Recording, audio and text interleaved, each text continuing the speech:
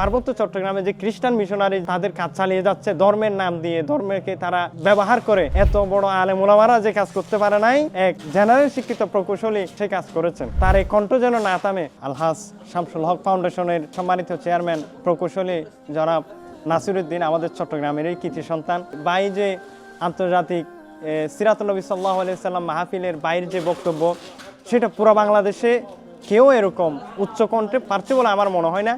একজনই পারছিলেন, মরহুম ডক্টর খন্দকার আব্দুল্লাহ জাহাঙ্গীর রহিমাহুল্লাহ 2014 সালে খ্রিস্টান মিশনারি সম্পর্কে খুব জ্বালাময় বক্তব্য দিতেন। পার্বত্য চট্টগ্রামে যে খ্রিস্টান মিশনারি যে এত তাদের কাজ চালিয়ে যাচ্ছে ধর্মের নাম দিয়ে, ধর্মকে তারা ব্যবহার করে মানুষদেরকে যে বিভ্রান্তিতে করছে, সে সম্পর্কে সর্বপ্রথম একজন জেনারেল শিক্ষিত হয়েও তিনি আন্তর্জাতিক একটি সিরাতুন নবী সাল্লাল্লাহু আলাইহি সাল্লাম মাহফিলে সবাইকে সতর্ক করেছেন। এবং যারা শিক্ষিত মানুষজন ছিল, যারা জেনারেল লাইনের যারা শিক্ষিত ছিল, তারা তার প্রশংসায় বাসছে তিনি, যে এত বড় আলেম ওলামারা যে কাজ করতে পারে নাই, এক জেনারেল শিক্ষিত প্রকৌশলী এই আলহাজ শামসুল হক ফাউন্ডেশনের সম্মানিত চেয়ারম্যান নাসিরউদ্দিন ভাই সে কাজ করেছেন। তা আশা করি তার এই কণ্ঠ যেন না থামে, বাতিলদের বিরুদ্ধে, খ্রিস্টান মিশনারির বিরুদ্ধে এবং মুসলিমদের পক্ষে কাজ করার সেই সুযোগ যেন আল্লাহ তাআলা রব্বুল আলামিন তাকে দান করেন। এবং মাজলুমের জন্য, যারা নিপীড়িত মাজলুম যারা আছেন, তাদের সহযোগিতা জেনে তিনি এগিয়ে আসতে পারেন।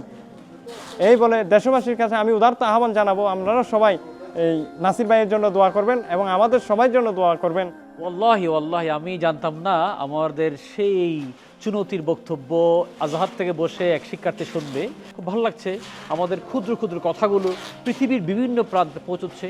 এবং আমি আমার এই ভাইয়ের জন্য দোয়া করি, সে এখন আজহারে পড়ছে, আলহামদুলিল্লাহ, আল্লাহ তাআলা তাকে বড় একজন আলেম হিসেবে কবুল করুক, যাতে এই মিশনারিগুলো সম্পর্কে ইসলামের দায়ীদের কর্তব্য কী, সকল মানুষের দায়িত্ব কর্তব্য কী, যাতে ইসলামের আলোকে আমাদের এই ভাইয়েরা আসাদ আজহারের সাধারণ মানুষকে সুন্দরভাবে উপস্থাপন করতে পারে। আল্লাহ তাআলা আসাদ আজহারকে সে যোগ্যতা দান করুক।